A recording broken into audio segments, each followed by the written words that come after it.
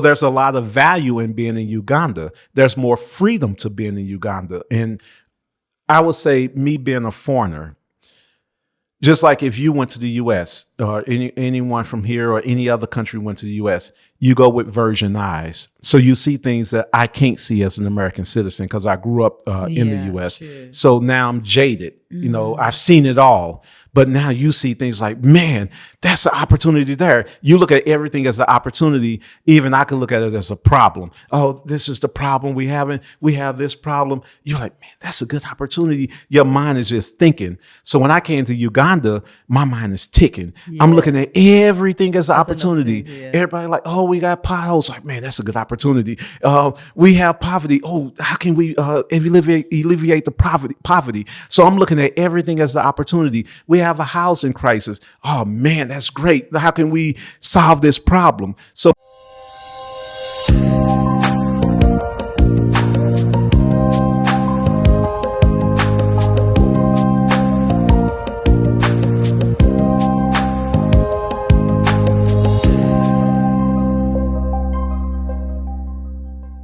Welcome to the Success Theory Talk Show. I'm your host, Dorothy Kamarunga. Today on the show, I bring you an entrepreneur that is pioneering a new way of living. He is building the first tiny homes in Uganda. It is such an interesting and powerful story. Welcome to the show. thank you so much. Thanks for having me. Tell us about yourself, your name, where you come from, what you studied, and just, the in-betweens. My name is Dr. Anthony McDonald. I come from the United States of America, from a city called St. Louis, Missouri. We're in the Midwest. And I have a interesting background, just like all of us. We all have our own stories. I'm a proud father of three, a husband. Those are the main caveats of my life. But on my professional life, I've studied, back in 1999, I earned my certificate in construction management and blueprint reading. And from that same year in 1999, I started my first land development company. So I incorporated a land development company in the United States. From there, I started building new homes. I focused on residential construction. So I was building really nice houses. And I guess if we convert, we use square feet in the United States, but here we use square meters. So I guess if you convert it to square meters, I was building houses on the average of about 200 square meters, which was very comfortable sized houses in the United States. And I focus on subdivision for lower income, where I was building affordable houses in different communities, trying to make opportunities for those who would not have the opportunity to have in their own home, like the rich, the wealthy, or even the upper middle class. So I wanted to focus on those who did not have that regular opportunity. So that was my core competence, was building houses for the lower income sector and making opportunities for them. And since you said you got your certification in 1990? 1999. 1999. Sorry.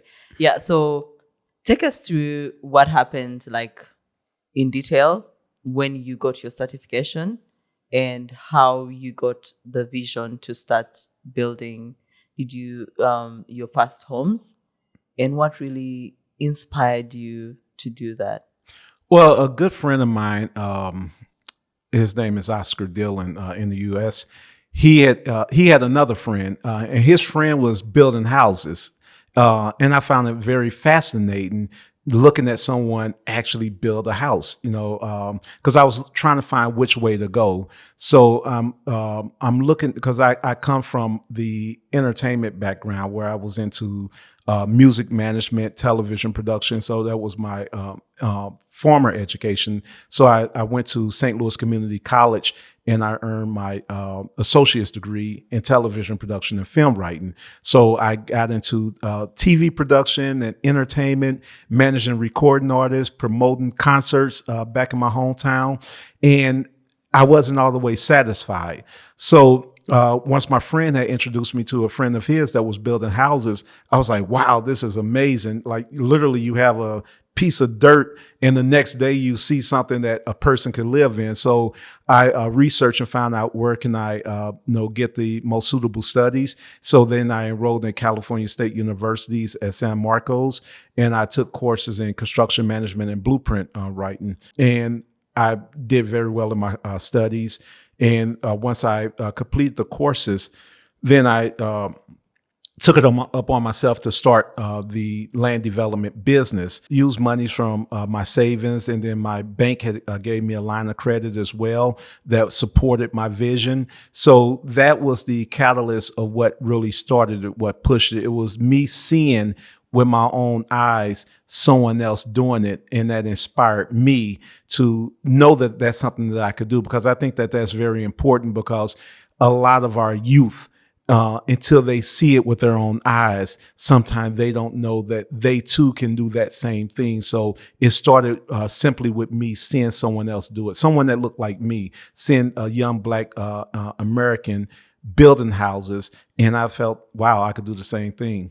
So, I mean, everybody, it's quite interesting that you are doing a TV production and promoting concerts, but you never felt fulfilled doing that. But initially, it was your first passion. Yes. Did yes. you? But you made some money that pushed you into what was fulfilling. Of course, I made money because I was at the time I was the youngest concert promoter in St. Louis.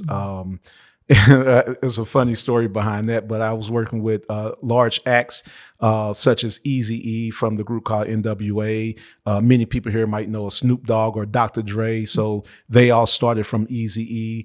I was working with acts such as Master P, Bone Thugs and Harmony, a lot of big American acts on the in the hip hop sector. So I was working with them. I established a name for myself. Then we had our own independent record label, myself, a friend of mine back in the United States. And what's the record label? It was called Good as Gold Records. A friend of mine named Phil, he had Good as Gold Records, and I was the COO. So I was the one that was operating the label and developing the talent, doing the management, and just the operations. So we were able, from there, we had another group, outside of Good as Gold Records, there was another friend of mine named Chemo and Chaos. Chaos was a DJ. He was a really big DJ in the U.S. So he had a group called, at the time it was called Above Average. So later they developed a new name called The Whole Nine, and they became a very big local sensation. We landed them a record deal with one of the larger record labels in the U.S. They became very popular during this particular era. That's when you had the rapper Nelly out of St. Louis, when he became the world big superstar. So those were the people that we were competing against. Was the Nellies, the St. Lunatics. They made it to the highest echelons of the music industry. We did not make it quite that far with our music, but we did put up a good fight. So So I wasn't, I think it was around the latter part of the 90s. That's when I wanted kind of to pivot, because the music industry, the portion we were in, it was so close to, I would say, the street life, where a lot of partying, a lot of good time. And that wasn't my personality per se. I was more reserved, more conservative, and I wanted to do something where I can, I've always liked to be a family man. I always wanted that child, the wife, that type of family structure. And I always wanted to do something where I can invite my family to.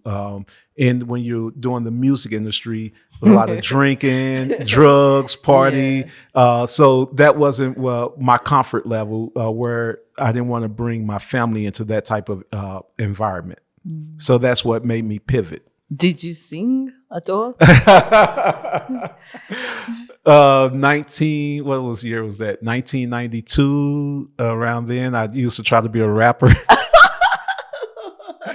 Oh God, it's so funny, because I actually had a song that was what's the name of the song? I can't say it. It's explicit. It was very. I'll tell you Okay. offline. It was Okay. very explicit, but it was Oh, getting played all over the nightclub scenes. no way. Oh my god! So it's hilarious. Okay. Me being a father and a husband now, so it becomes super hilarious. When I tell you the name of the song, you're really going to I laugh. can't wait to know the name of the song So, because I would say that life, my life then to my life now, is night and day difference.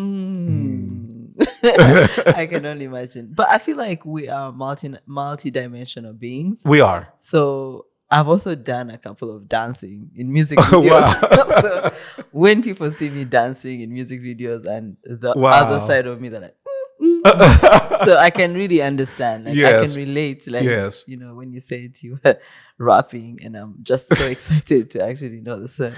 But what really inspires you on a daily basis? Like what inspires you to do what you do?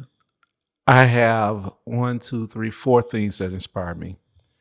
Those things is called Sarah, Anthony Jr., Kari, and Amari, my wife and my kids, my true inspiration. Like literally, I've lived a good life. Before I had children, before I was married, I've traveled the world. I've done anything you wanted to do. I had the best cars. I lived in the best houses, had money, a lot of cash flow. So I lived a very good life. But that fulfillment wasn't there. As I mentioned earlier, my desires has always been to have a family, a wife and children. So that's my inspiration every day. Like literally, my 5-year-old, his name is Amari. He's he one day he told his mom, she was preparing for him to do something. He's like, "Oh, mom, I'm going to go with my dad to go build a house." So that's my inspiration. So he wanted to be a builder or engineer like his dad. My 6-year-old, he wanted to be a doctor. His mom is studying medicine. So these things is my inspiration where I get to be the one that push them forward, because like I mentioned, I've lived my life. So it's not much more for me to do. I've traveled. I've been to many countries here on the African continent, many European countries, coming from America, been to almost every state in the United States of America. So I did all of this most of that before I was 25 years old. So I enjoyed a very, Wait. very nice life. What enabled you to do all of that when you were 25? I mean, in Uganda, I at was 25, bad. we are all like barely scratching the surface. Like I say, me now and me then is night and day difference. I was very, very bad. Okay, I was stubborn. Okay. I pivoted and I changed my lifestyle tremendously. And it changed for the better, so we make decisions. I tell my kids, my sons, life is about choices. We make good choices and we make bad choices. Every choice we make has a consequence. If we make a bad choice, there are bad consequences. And guess what? We have to face those consequences and we have to own them. If we make good choices, there are good consequences. So in the younger part of my life, I made bad choices. I knew that there were consequences to those choices, and I was willing to accept those consequences. At the point where I was no longer willing to accept those consequences, that's when I said, I need to make a change.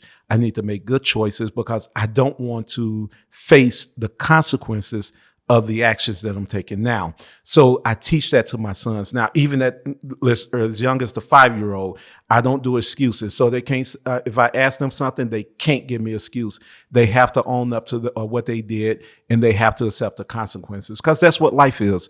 We as the parents, we would be soft on them, tender on them, but the world will not. So it's my job as a father to teach them how to prepare themselves, how to navigate in the world that they live in.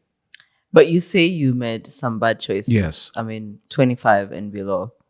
But those choices were bad. Do you think there was some good in them because you were able to travel the world, see places? I mean, was there any good thing? Well, we could fantasize and we could make excuses for ourselves and say that these things were good, but I have to own up to the reality. The choices I made that were not good choices, but I've learned from those choices. So I was able to pick some positivity out of them because I've learned a lot of value through those choices. It taught me a lot of discipline. So even when I was making bad choices, I was very, very, very disciplined. So I would say that the choices was bad, but the morality was not such.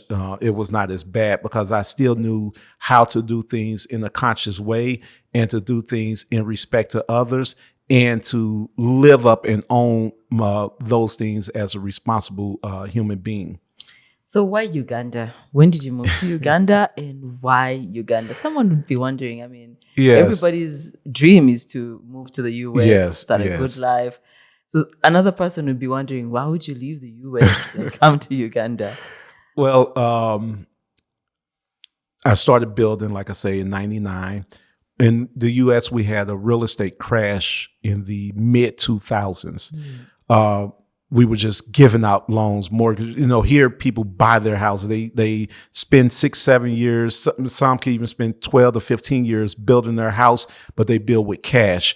In the United States, you go to the bank, they give you a loan, you build a house. The time that I started building, they was just giving out loans. Like literally, there was no regulations, there was no rules. They was just approving loans that should not have been approved. So we had what was called a real estate bubble. So now all of these loans that were given out, people were missing payments because they couldn't afford them. So then now, if your mortgage was $1,000 a month, all of a sudden your mortgage is $2,000 or $2,500, and you might only make $2,500 a month, so you're not able to pay that mortgage. So literally millions of, or I don't want to give a number, but there was a large number of houses that were foreclosed. People were forced to move out of their homes. These are houses that they could not afford. So it affected builders like myself, developers. So we felt the brunt of that because now we're not able to build. If you have lines of credits or loans with the bank, now you're not able to pay off these lines of credits or loans. Not only was I building houses, but also we accumulated real estate property where we was renting as well. So now you're not able to pay toward those mortgages. So that company had crumbled at that time. So at that time, I pivoted back to television production for a short period. So I started working for a local television station in St. Louis, and one of my clients was a candidate, a mayoral candidate. So I was the TV production manager for a gentleman that was running for the mayor for my city. He was I think third highest elected official at the time, but he wanted the number one spot. So at that time, we developed online media where we were campaigning, and we had an online newspaper.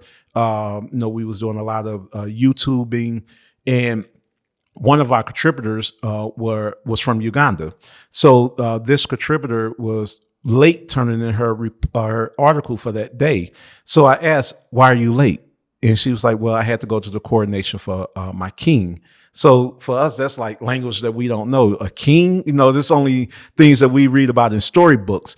So she was like, "You should come and do a documentary on the king." I was like, "Of course." I was like, "I would definitely love to." So she's like, "Well, let me talk to the queen mother so that I can get permission, et cetera, et cetera." So then she, later that week, she said, "Well, I do have authorization for you to come do the documentary." So that was my way into Uganda. So this was 2013. I came to Uganda to film a documentary on the Toro Kingdom. So at that time, the young lady, I think she did not have the connections that she said she had. So we were not able to fully do the documentary. So we had to do the documentary based on the Toro Kingdom, not with the actual king or the queen mother, but just based upon the history of the story. Yeah. So once I got here to Uganda, it was November of 2013. Man, I fell in love. This country is beautiful. Like when I first saw the landscape, it reminded me of a gigantic Jamaica. It had the ambiance of Jamaica. So I'm like, wow, this is like Jamaica is beautiful. So I started meeting people, started making friends, and they were so nice and so humble. So and then I taste the food. I taste the fruit, the bananas, the mangoes, the pineapples. It's like, we don't have nothing like that in America. Literally, if you buy a pineapple, let's say if you want to juice the pineapple, if you juice a pineapple, you got to add a cup of sugar Yeah. just to have it to be sweet. Here, if you juice a pineapple, if it's one glass of pineapple, you got to add one glass of water because it's too sweet. So those were the differences. I'm like, wow, this country is amazing. It's phenomenal. Not just the food, but it was the people. So I met a lot of people. I met a lot of friends, and these guys, they were amazing. They accepted me like one of their own. They welcomed me back. So I fell in love with the country. Stayed here for 30 days. When I went back to the U.S. that same week, I was back online booking a new ticket. Yes. No way. So So you have decided that you're moving officially? no, I just wanted to Oh, you come want back to for come another back visit. for another So okay. 2014, I made 3 visits to Uganda. Wow. 2015, and each time And I those came, visits were purely like vacation? yes, Just that. just holiday, and I would stay for at least 30 days minimum. So 2015, I made 4 trips to Uganda. And during one of those trips, that's when I met my now wife. Okay. So I met her. Then I came in 2016 to marry her. We had an introduction ceremony. And then from there, that's when I was kind of glued to the pavement. So we had our first child together in 2018 at Seguku. 2018, I petitioned for them to come to the U.S. For my wife and my son so that she could meet my family. She could meet a stepson. So my baby boy could meet his big brother. So those things were important at that time. So we got the approval. So January 2019, I brought her and Kari to the U.S. So we stayed in the U.S. for 3 years. No, we came down to Uganda on visits, or she would come even sometime by herself on visits. But she had to stay for a period of 3 years in order to get her citizenship. Oh. So we stayed for 3 years so she could get her citizenship. After we secured her citizenship, then we knew we could travel freely. So, and that was important to me, her gaining her citizenship. The reason why is because of the value of the U.S. passport, not because of the United States. Not putting extra value on the U.S. is just like any other place. As a matter of fact, many people don't know most of the foreigners in the United States, and let's talk particular about Ugandans, about 90% of the ones that we've talked to or know personally, they all say that they went through depression. They're currently depressed. They really want to come back to Uganda, but there's a level of embarrassment because there's a lot of weight put on them, because there's a lot of expectations that if you go to the U.S., you're going to be rich, you're going to be successful, but many of them are working very low-end jobs and are struggling to take care of themselves. Then they send money back home that they don't really have. They send money back home to take care of their family, and they're doing really bad. So it's not like the grass is not really greener, you know. So there's a lot of value in being in Uganda. There's more freedom to being in Uganda. And I would say me being a foreigner, just like if you went to the U.S. or anyone from here or any other country went to the U.S., you go with virgin eyes. So you see things that I can't see as an American citizen because I grew up in the U.S. True. So now I'm jaded. You know, I've seen it all. But now you see things like, man, that's an opportunity there. You look at everything as an opportunity. Even I can look at it as a problem. Oh, this is the problem we having. We have this problem. You're like, man, that's a good opportunity. Your mind is just thinking. So when I came to Uganda, my mind is ticking. I'm looking at everything as an opportunity. Everybody like, oh, we got potholes. Like, man, that's a good opportunity. We have poverty. Oh, how can we alleviate the poverty? So I'm looking at everything as the opportunity. We have a housing crisis. Oh man, that's great. How can we solve this problem? So now I'm looking at the problems as opportunities. There might be a problem with rubbish. There might be a problem with sewage, with power outages. And I'm like, man, I'm exhausting myself. Like, oh man, I want to serve all the problems, but you can't serve all the problems. So for me, that was the thing for me. Like you, just as those that come to the U.S., we have foreigners from all around the world. They come and we say, oh, these foreigners, they're doing better than us. Sometimes we think that they're getting opportunities like, oh, the banks just give them money as soon as they come. So as you all think that I've actually heard people say, "Oh, people have money trees in the U.S." Literally. So, but as U.S. citizens, we're like, "Oh, the Bosnians or the Arabics or the Africans, when they come here, the banks just give them money. They just give them grants and scholarships." But it's not true. It's just they see opportunities that we don't see. They take advantage of different opportunities that we don't take advantage of. The same thing with me being here. I see opportunities that others see as problems. But yes, they are problems. But the good thing about problems is for every one problem, there's at least 100 solutions. And the one that come up with the solution for the problem, that's the one that's going to be king. That's the one that's going to benefit off of those problems. So that's what attracted me to Uganda. I saw the problems and I looked at that as beauty. Because when you go to a developed place, what room is there for you to develop? You come to a developing place, man, there's so much room. You could get in where you fit in. You could add to the development and you could build wealth for your family. You could help the community. You could build wealth for the community. You could bring opportunities for the community. That's really true, because I actually also left Uganda in 2018. I lived in the United Arab Emirates for about 7 years. So I just recently moved back home because I was doing this same thing. I said this company in Dubai. Yeah. So living there for 7 years, like you said, what can you do in a developed country? It's already developed. And though you're going to make a good living, things are faster. It was always easier for me to get investors on board, to get people give me money, to get people trust me with my vision. But the cost of investment is way higher than here. Yes. And also you look at the impact that you're making. Oh my God, you cannot even scratch the surface, literally.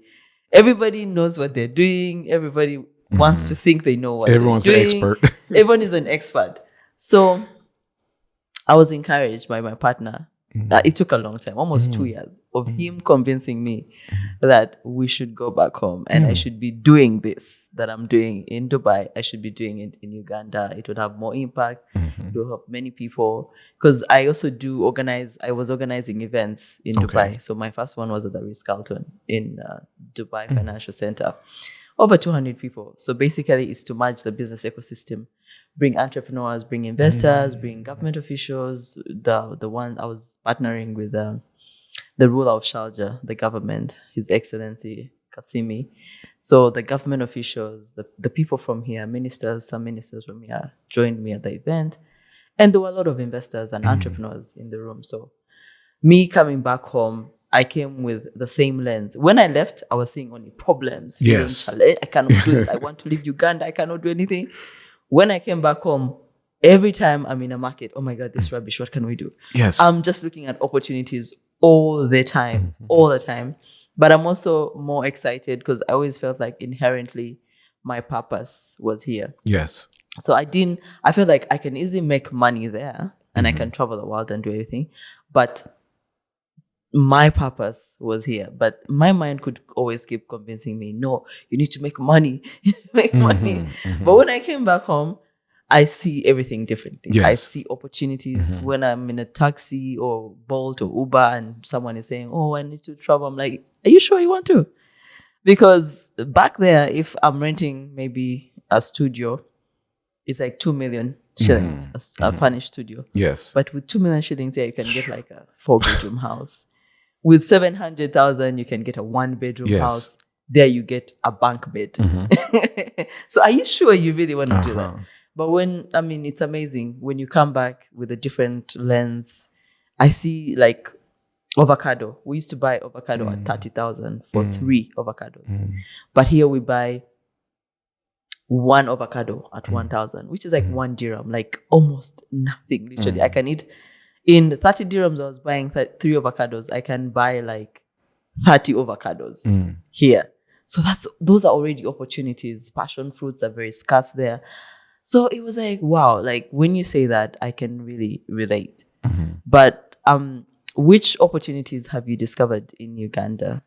Well, there are many And opportunities. which ones are you tackling? Like which problems have you seen, and which solutions are you creating? Well, just to answer your first question, which opportunities have I seen? You mentioned agriculture, avocados. Yeah. It's called green gold. So avocados is a huge opportunity. So for those that have the abilities or resources to grow avocados, they can make immense wealth for themselves and their families by exporting those to the Western world or even to the Middle East. So when you talk about agriculture, adding value.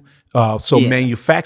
manufacturing is a Big time. huge opportunity for Uganda. So when Uganda become a manufacturing hub, then it's going to be the answer to the world. One of the things that's going on in the U.S. right now in our politics, and this is not to talk politics, our current president, President Donald Trump, he recently had the war with China, the trade war with China. I looked at that as an opportunity. I'm like, wow, this is phenomenal. Now the tariffs that he's adding on to China, they're stopping a lot of the export import from China to the U.S. I was like, if Ugandans took that opportunity to start manufacturing some of those goods that China is manufacturing, then now Uganda would be the trade partner of the United States. So when you say opportunity, there's immense opportunity. The opportunity that we took advantage of is there's a YouTuber named O'Shea Duke Jackson, Kinganda, and I've been on his show before. He's a really wonderful guy, and one of the things that stuck out to me, actually what kind of spearheaded me down this road is I heard him talk about on one of his shows. He was talking about foreigners coming into African countries and they would start businesses and they will fail. And he was like, one of the reasons for that is because they're not focused on their skills. He's like, bring what you was doing in America to here, opposed to trying to do something new. If you've done it in the U.S. and if you were successful in the U.S., you could be successful here. So I was like, that really makes sense. So that's when that was kind of like one of the things that spearheaded me to look at doing development here, because I did some research and I found that Uganda has a housing deficit of 3 million plus houses. And on top of that, there's another crisis of a pathway to home ownership. So not only are we short of houses, but then now let's say we develop the 3 million plus houses. Now, how do the locals, the low to middle income, gain access to these houses to home ownership? So that became something that made me scratch my head. It's like, how do you solve that problem? So that was one part. Then there was another part, part A, then part B. So part B, with me being in Uganda, I have a lot of friends in America, and they will always ask, hey, what can I do to invest in Africa? What can I do to invest in Uganda? What investment opportunities are there? I want to invest. So I started thinking, I was like, well, the solution to both problems is real estate. Here in Uganda, if you buy land, I mean, today you buy the land, tomorrow it almost doubles in value. It's like, it's a no-brainer. Before my wife and I got married, she was always pressing on me, we have to buy land. It became a song every second. Even a funny story. When I first took her to the U.S., I wanted to spoil her. I wanted to take her shopping. I wanted to take her to the mall. We need to buy land. She's stubborn. So I'm like, I'm excited. She getting off the plane. I was like, we ready to go to the mall. I'm ready to buy you everything. She's like, how much you plan on spending? I told her the dollar amount. She's like, no. We're not going to spend that money. We could buy another piece of land with that money. I was like, God. So, I'm thinking I'm going to spoil my woman. So she's like, no way.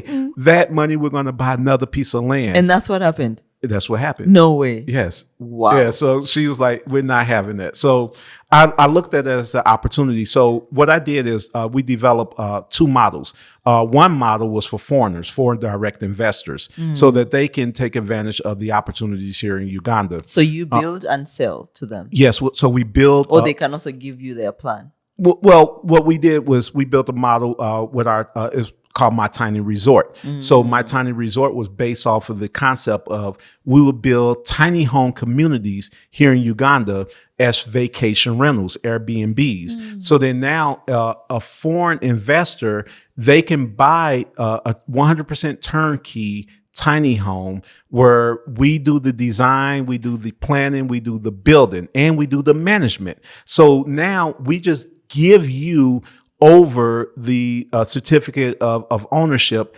after we completely build the home, and you place it on Airbnb.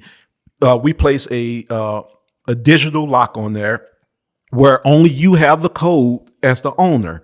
So now if someone rent from you on Airbnb, you assign them a code, and you assign our on ground housekeeper a code so they could go in and clean the house every day to do the maintenance. And all the money goes directly to your account as the investor. It don't go through a middleman. We don't collect the money for you. You pay us for the actual unit as 100% turnkey. You place it on Airbnb, and all the money goes directly into your bank account. No one else touches your money. So we found that to be a really nice model. So what happened was I put it on TikTok, and that's where I got in trouble. When I put it on TikTok, it went viral. One day I went to sleep because I started a new TikTok account because my American TikTok account was kind of dealing with politics. So I didn't want to blend our politics into Uganda culture. So I started a new TikTok. So I was like, one day it was a Friday. I told my wife, I told my wife, I was like, by Monday, I want to have at least this many followers, on TikTok. So the next day I woke up and it was that many followers. I'm like, wait a minute. It's like yesterday it was this many, today is this many. And I'm getting all these messages, and it was all from Ugandans. And they all were interested in the tiny homes. They wanted to buy. They all wanted to buy.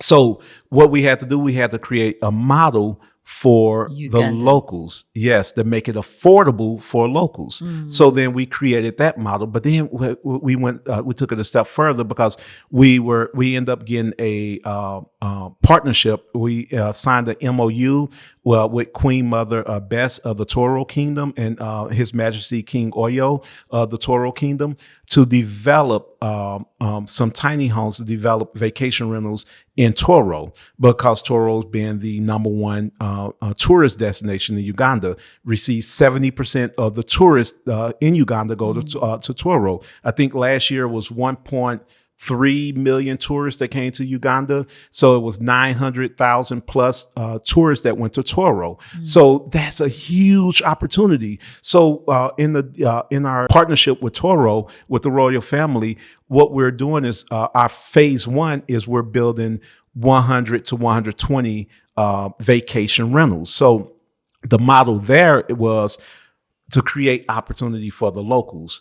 And how that look is we're able to build these tiny homes very affordable, and we are targeting foreigners, foreign tourists. So these tourists, they're going to be paying $50, $100 a night to stay in these particular vacation rentals. And we're addressing the needs of the tourists. We're providing them with something that they want to see when they travel. So we know what foreigners want, because of course we're foreigners. So we're building A-frame houses with air conditioning, with all the standards that are U.S. standards or European standards, and we're building it here on ground. So then now the opportunity become where investors here in Uganda, they're able to invest, whether it's 5 million shillings, 10 million shillings, they're able to invest and earn off of this foreign market, off of this tourist market. So now when we collect that $100 per night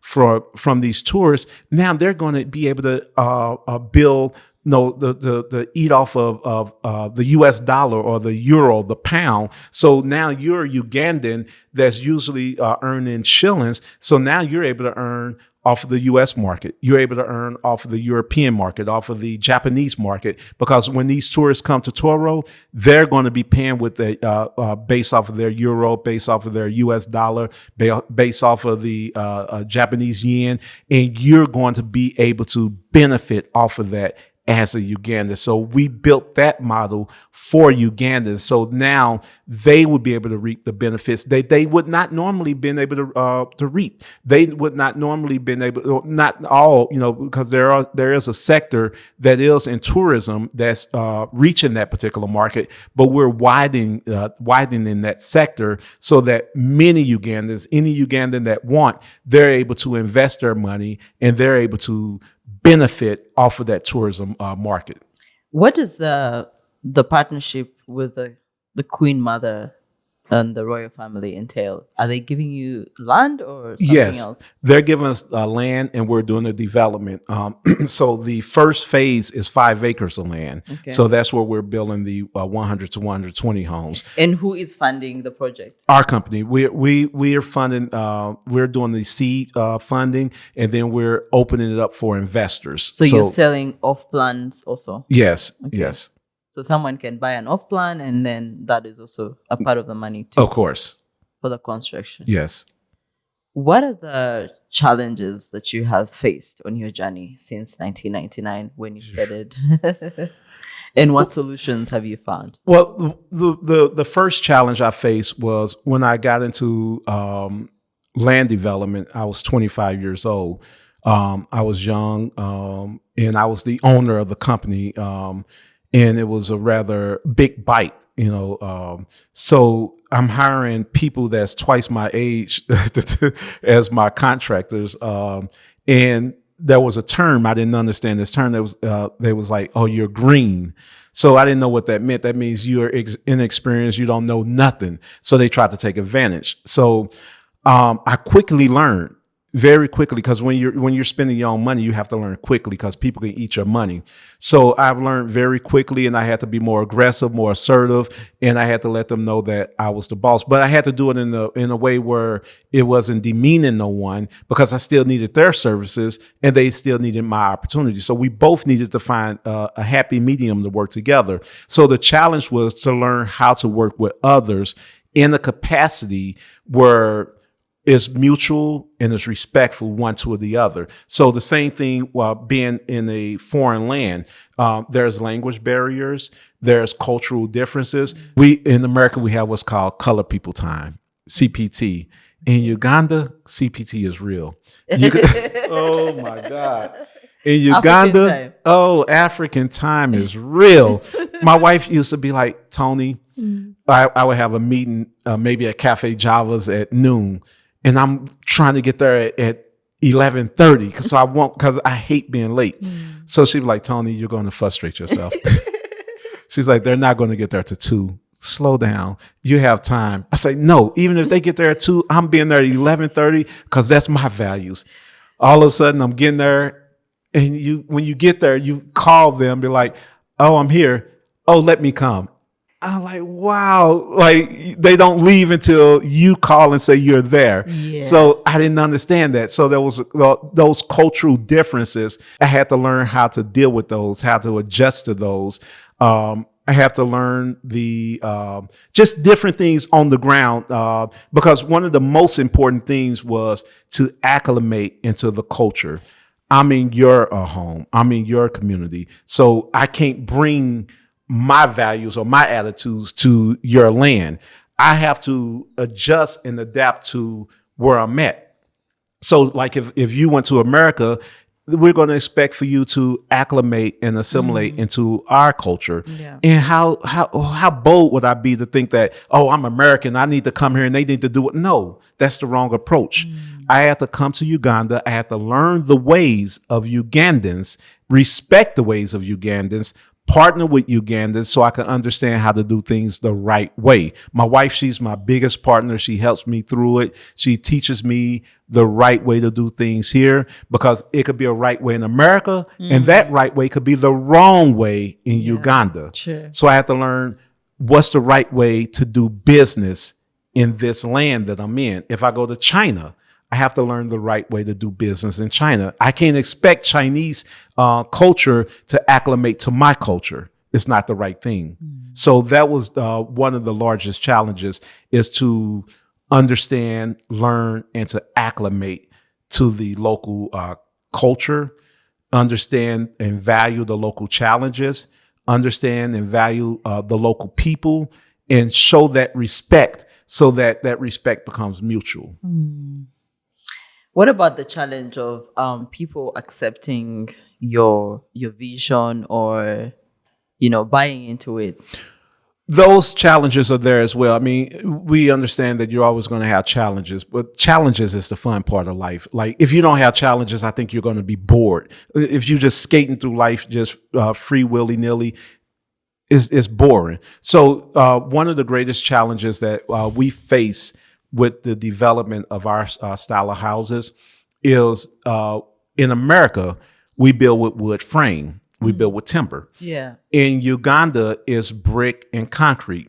So that was a huge challenge. When you introduce anything new to a people or to a area, there's a phase, an educational phase. Yes. So we had to spend time educating the people on the ground so they can understand the benefits of building with timber. So the first question I've always been met with is, what about termites? Mm-hmm. Okay. Yeah. What about termites? I always ask the same question. There's chemicals and treatments that we apply to our timber that repels termites. So termites will not. You have scientists. These scientists has been studying for decades on these problems. As I mentioned earlier, every problem has 100 solutions. So does that mean all the houses are built with timber? Our houses are built with timber. Yes. Only. Well, we have what we're doing. We have what's called a hybrid technology. Oh, So what we did, what I found, because of the challenges, you have to acclimate to the environment you're in. So you can introduce something, but you also have to listen. You can't be bold enough to say, my way is the only way. My way is the right way. You have to say, okay, this is my way. Tell me your way. How can we blend? So what we did is we came up with a hybrid technology. So back to the timber really quickly. So the issues with the timber, the concerns with the timber was the termites. We answered that problem. That problem is the easiest solution because there are chemicals that we treat our timber with where termites will not come near the timber. It repels termites. So you never have to worry about termites. The other concern was would the wood rot? So that was another concern. So with that, it was a very simple answer. The answer was no, because the wood is not exposed to the elements. So the only way you're going to face the threat of your wood becoming rotten is if the wood is exposed, if it's getting wet by water, if it's exposed to the sun, if it's exposed to these type of elements. But our wood is not exposed. The wood is covered on the exterior and interior, so no one would ever even know wood is there unless you tell them that wood is there. So those were some of the challenges that we faced when it came to wood. So the way we solve those problems, as I mentioned, is we develop a hybrid solution. So we build the infrastructure, the frame of the house with timber. And we met with some of the top design firms here, some of the top architects. And actually last week I was even in the meeting with KCCA, and they love the technology. They absolutely love it. So imagine if the people that's responsible, KCCA, their architectural division, your top design firms, if they understand it, it must be good. So of course, those that are not in the industry, it takes a while longer for them to understand it. So with our technology, we build with the wood frame, the timber, the 6x2s or 4x2s. We sheet that with plywood. We sheet the plywood with a protective waterproof film, and then we sheet the waterproof with wire mesh, and then over the metal, expandable metal. That's what we apply concrete plaster. So now the wood is never exposed to the elements. So we solve that problem. So we're giving you a very strong, foundationally structural house, but we're able to do it more affordable than if you did it with brick or cinder blocks. Now, not only are we able to save money with this technology. Even we have clients where we're building apartments for them. We have a development in Bunga, Munyonyo, where we're building in Munyonyo. We're going to do, I think, is a 7-story apartment complex With the same with the technology. same technology. And we went out there to the site on Saturday with KCCA, and they're like really excited about it. So they understand the technology. So with that, we understand the way forward is you can't stay stagnant in the same place. Now, when we look at brick, now let's take brick, building a house with brick. Many people don't know the harm that they're causing to the environment when they build with brick. Because when you're building with clay brick, you're forming the brick, you're stacking the bricks, and then you're burning the bricks. What happens then is now you're releasing carbon monoxide into the environment, into the community. A lot of young children tend to they tend to die because of carbon monoxide poison. In America, we call that the silent killer, the silent death. Many people don't know here the children would die, they'll pass away in the neighborhood, and then you will have some locals saying, oh, maybe it was witchcraft, or no, we don't know, maybe God just took them. But no, it was carbon monoxide. Yeah. It was a silent killer. So we're harming our babies. So our way of building is more friendly to the environment. Also, imagine soil versus timber. Timber is a renewable source. If we cut down 1,000 trees today, we'll grow 1,000 trees tomorrow. If we excavate 1,000 acres of soil, guess what? That soil will never grow again. So now, 10 generations down the line, what about our great grands? They're going to be the ones that are that's facing a deficit, a soil deficit. So they're going to have problems and struggles even growing food. The agricultural industry is going to suffer from it. Any other sector. So that's the disadvantage of building with brick or cinder block is it's damaging to the environment, and we have to educate the people on these things so they can understand that building with wood is safe. We've been doing it in the United States and in parts of Europe for over 100 years. We have buildings that's built with wood that's been standing for over 100 years. And building with our technology is adding even more strength to that building. So now you can have in the U.S. a house built strictly with wood and siding, no concrete at all, and that house is going to stand for 100 years. So imagine us building with timber and cement plaster. That house is going to stand even longer. So the last challenge that we faced was people was concerned about fires. It's like, oh, in America, you guys have fires. Look at what happened in California. All those houses burnt down. Yes, that did happen to those wood frame houses. So fire is a challenge here because in the U.S., we'll have fire departments that could get out there instantly in a normal setting to push the fire out. So here, that's a challenge because you don't have the fire departments that could get out so rapidly. So the protection from that is now not only do we coat the exterior with cement plaster, but we also coat the interior with cement plaster. So it protects the wood from being exposed to the challenge of fires because plaster is fire retarded. So then now we're answering that particular problem as well. So we solved those problems that were addressed to us. What about the prices? Let's talk about the prices. How much is like a tiny home?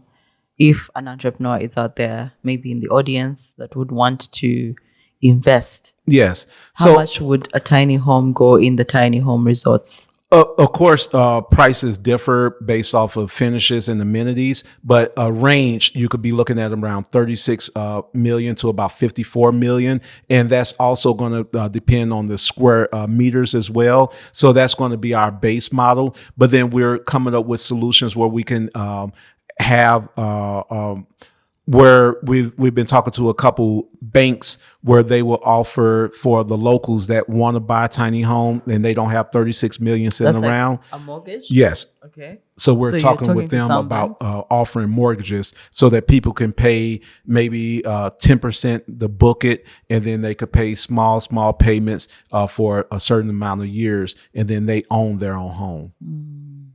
That is the tiny home resorts, right? Like, Yes, even well, we that's in our personal tiny home communities, but in the resort that we're doing in Toro, that's a whole different scenario because those are strictly investment properties. okay. So now, So how much are those ones going for?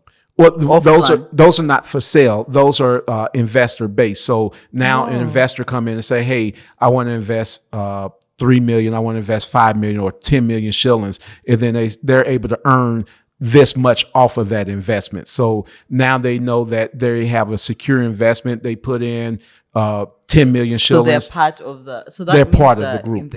like they will be earning in perpetuity. Yes, Like forever. exactly. Yes. Oh, that's interesting. Yes. And it's a huge opportunity. When I say huge, the numbers are astronomical. So how can somebody be part of that opportunity? They could contact us. They could reach out to me. I could provide my WhatsApp information. They could reach out, and then we could set up a meeting with them, send them information on it, and then they could join us. We welcome investors. Is there any amount, like a minimum and maximum, or any money? We're looking at maybe we don't have set in stone this minimum, but somewhere maybe around 5 million shillings would be a good threshold, a good starting point. And what would the percentage on that look like? Return on investment. You will receive 15% on that for your return. If you invest 5 million. Yes. So And what that's if, what ongoing. if somebody invests 50 million? It's still 15%. Well, it's It's 15% still of your 15%. of your invest. So let's say if Oh. I invest 100 million now, each earnest sector, I receive 15% of what I invested. So now, if you invested 5 million, your 15% is going to be much lower than my 15% if I invest 100 million. It's a very beautiful opportunity. Yes, I ma'am. hope people out there, you take advantage of this opportunity. So I wanted to know, like, you came to Uganda, you left your home in the US. I mean, you literally were starting afresh. How about, let's talk about rejection. How do you deal with rejection? I'm sure you faced some rejections. Rejections are there. Yeah. you How laugh do at deal? rejections. Entrepreneurs Yes. really have a hard time dealing with rejection. you can't- I personally, as an entrepreneur, have had a hard time dealing You with move when I'm on. rejected, it's like I come 6 months of depression. no. You move on. I mean, it's part of life. You're not going to get everyone is not going to say yes to you. You move on. Okay. I mean, honestly, I don't even. You keep your pipeline full. You talk to enough people.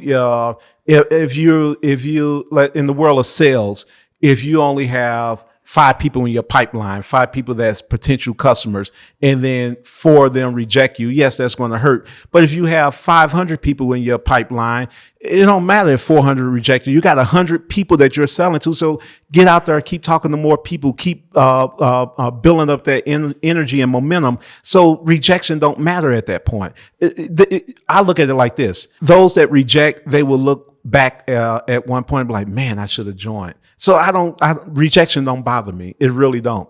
So you have a positive mindset towards Very rejection. positive, because I don't get rejected by those who matter. My wife and kids, they don't reject me. So Oh, so that's the foundation. yeah, so that's the foundation. Everything I do, like I mentioned earlier, is based off of my wife and kids. So they don't reject me. They love everything I do. So they're my cheerleaders.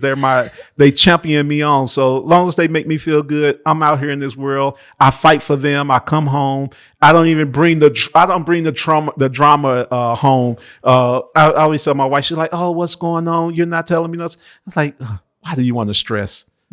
Let me stress. Let me handle this stress, and I'll tell you when everything is solved." And I come to her later, like, "Oh, this and that happened." I was like, "Yeah, it happened." She's like, "Wow, it's solved now." So those rejections are going to happen.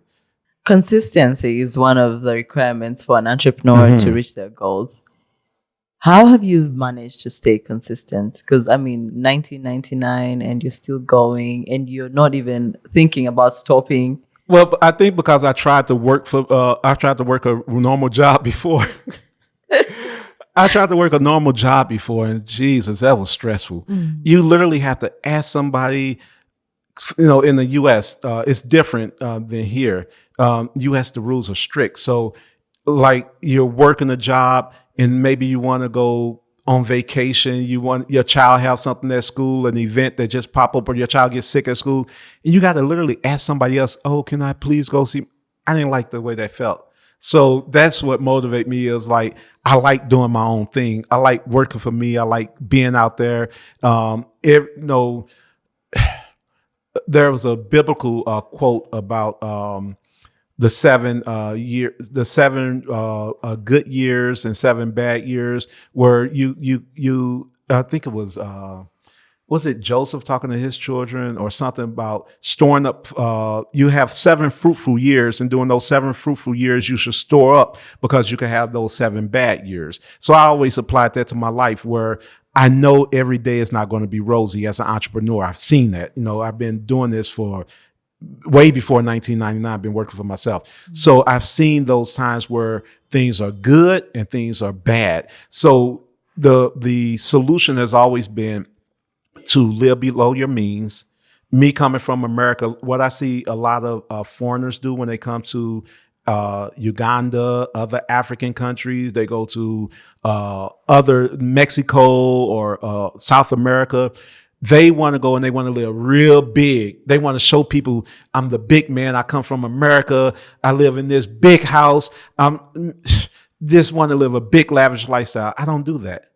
I live a normal life. I live a regular life. I pay, like, literally, I live amongst the people. I don't have to have big things. Even in the US, we live a normal life, me and my family. So I've always tried to live below my means. So when you do that, when you face those hard times, then you're not threatened with that challenge, because now you still have something stored up, something put away where you're still able to take care of your family. So we're very disciplined in our house. Thank God I have the wife that I have. Like I told you, when I went to take her on the shopping spree, she's like, no way. You So must have said this one, if she marriage was material. right, if she was the type of wife, like, oh yeah, let me go on the shopping spree today. Let me go tomorrow. I want this. I want that. Then that will become more stressful when we have those down times. I could tell my wife at any moment, baby, right now, things is a little skinny. We got to tighten our belt. We won't be able to do these things for the month. She said, it's okay. So that's how I handle it. So it's simple.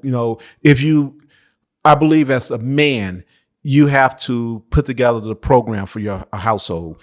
And if you make that program, if you make it simple enough, the whole family can follow it. But if you lead with your wallet, if you're a man and you try to meet this woman, you try to buy her all these things just to impress her, we call that leading with your wallet. Then it's going to be hard if times get tough. It's going to be hard to say, oh, baby, I can't send you to the spa this week. She's going to be spoiled. Oh, no, you're supposed to, but if you don't lead that way, if you be more responsible and you take care of the needs, she know that she's secure.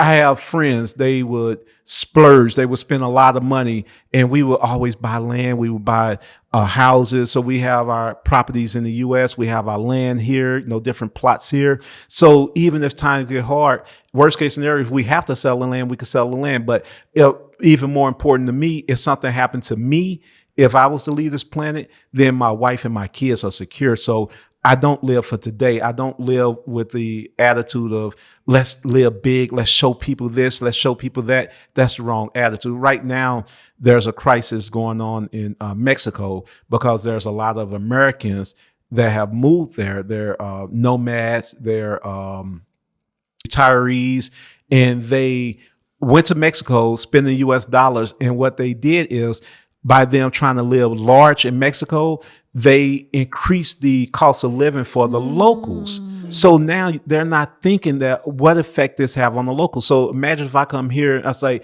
oh, we're going to, maybe this house costs 3 million shillings. And I'm like, no, we'll pay 4. Yeah. We want to just be big. We'll pay 4 million. And we tip in the Uber 50,000.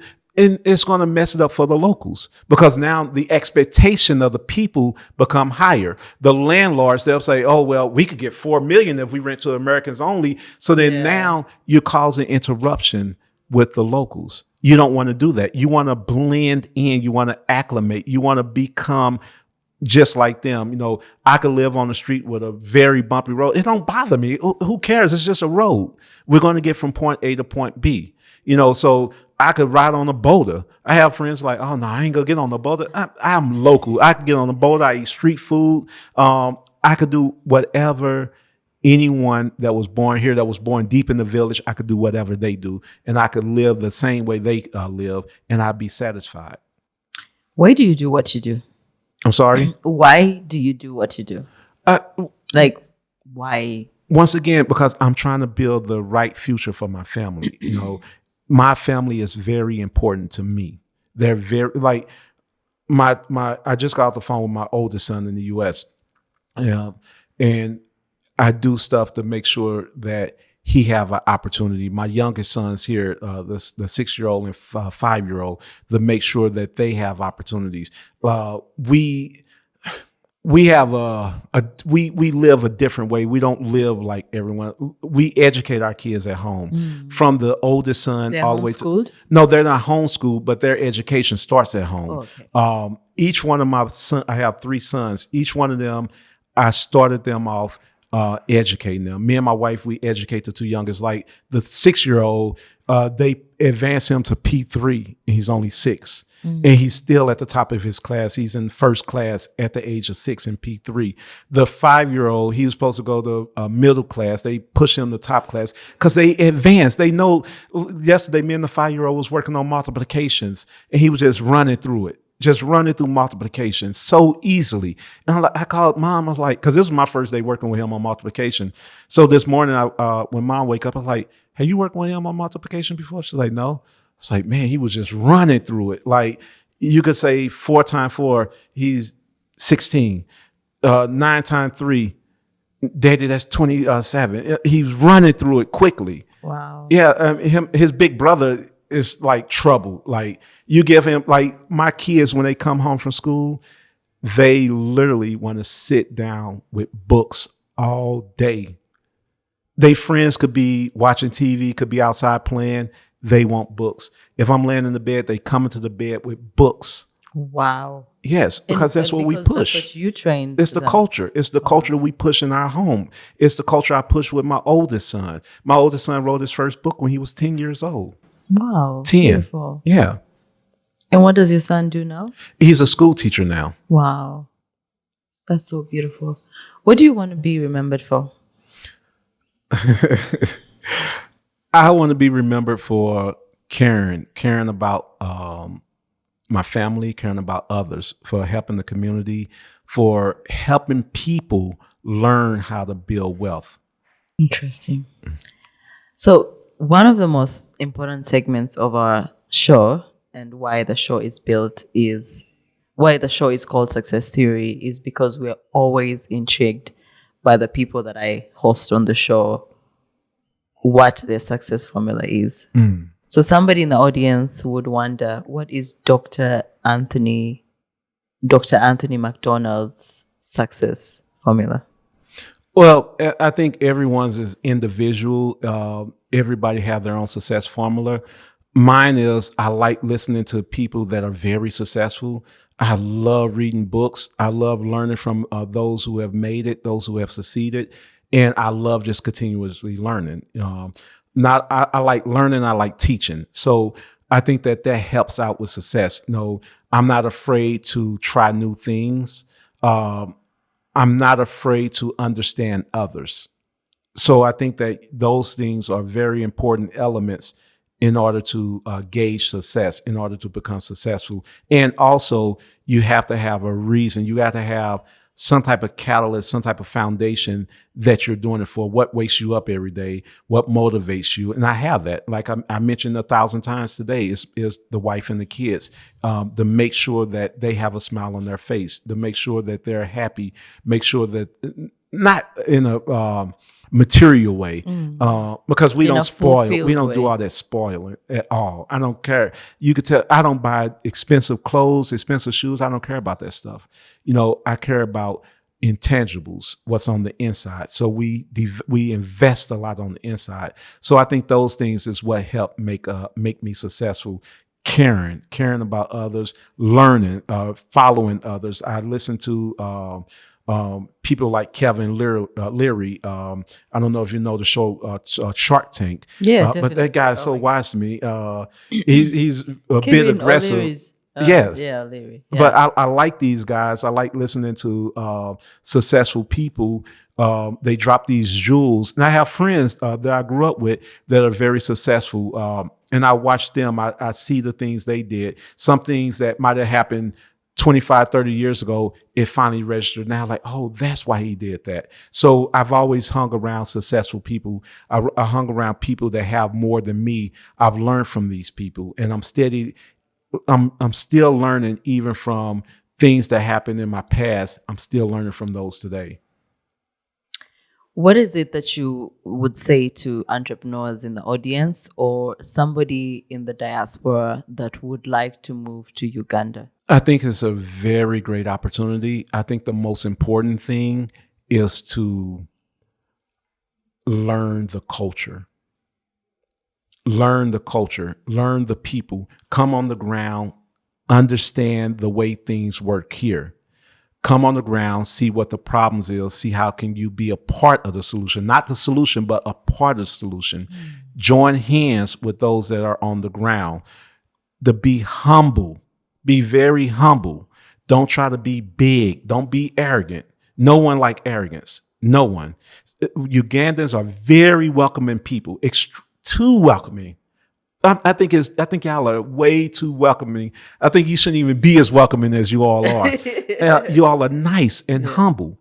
And to those that want to come, don't take advantage of that. Don't take advantage. Don't think you're bigger than no one. Money don't make you better than nobody. Being from America don't make you better than nobody. Speaking a certain type of English don't make you better than nobody. What make you better than anybody is you being better than yourself, being better than you were yesterday. So come, touch the ground, enjoy the people, do things the way that people do things here. Try to live the most local life that you can. Try to enjoy the most local way of life that you can, and then elevate accordingly. Don't just come here and just try to be the big person as soon as you come. Start small. Even if you come, you have 5, 10, 100 million US dollars. Don't project that. Come here, be humble, learn from the smallest of the people, learn from the lowest one, the most humble person. Learn from them. Go stay nights in the village. Go retreats in the mountains. Go and learn from the people. And I think that that's the most important thing. And then you will make it. You'll be successful because when the people accept you, when they know that you're genuine, when they know that you're here with a good heart, they accept you. And you all will give the shirt off your back for anyone. Anyone. Yeah. What would you say to entrepreneurs? To entrepreneurs, I would say that this is a thriving market. If you come to Uganda, the opportunities are endless. You come, you see the problems, you seek out the problems, and then you become the solution to those problems. So come to Uganda, understand what the needs are, talk to the people on the ground. It's many opportunities. It's a billion opportunities in Uganda. I mentioned the manufacturing sector, the entertainment sector. You guys have a very thriving and growing entertainment sector. I'm working with a young man here named Jay Smoke. He's phenomenal. Jake Smoke, he's a Yes, singer. he's a new rapper here in Uganda. Are you promoting him? I'm managing him. You're Yes, managing him. yes, You're yes. slowly getting. Okay, that's So nice. the entertainment sector is phenomenal here. There is so many sectors here that you can get involved with. There's opportunities that especially Black Americans or Black diasporians, that we never have the opportunity out west, like the mining sector, the mineral sector. I have a client that's I'm the consultant for, and she have a mining consultant in the DRC. These are opportunities that we would never get in the U.S. Never. And she's young and so aggressive with business. She's a real estate developer. She have a mining concession, and very young, a woman, and just aggressive with business. So meet these type of people, understand the lay of the land. This is the place for anyone. If you want to grow, Uganda is developing, and you can be a part of that development as an entrepreneur. That's where you want to be as an entrepreneur, in a place where you can fit in and help that development. Where can people find you and be a part of the opportunity you talked about, the Tiny Homes Resort? Well, I'm on TikTok. I think it's at Dr. Anthony McDonald. That's McDonald. And anyone could contact me on my WhatsApp. I'm very open with my WhatsApp. That number, is it okay for me to give it? Yeah, definitely. It's for those. Well, let me give it with the area code for those. I mean, the country code for those who are not local. But it's +256 761 522 441. And then you could also send me an email at anthonymcdonaldsr@gmail.com. So I'm very, and our website is mytiny, MYTINY resorts, RESORTS.com. On the website, they can be able to find all the information, the They contacts and everything. Yes. They need. Okay, fine.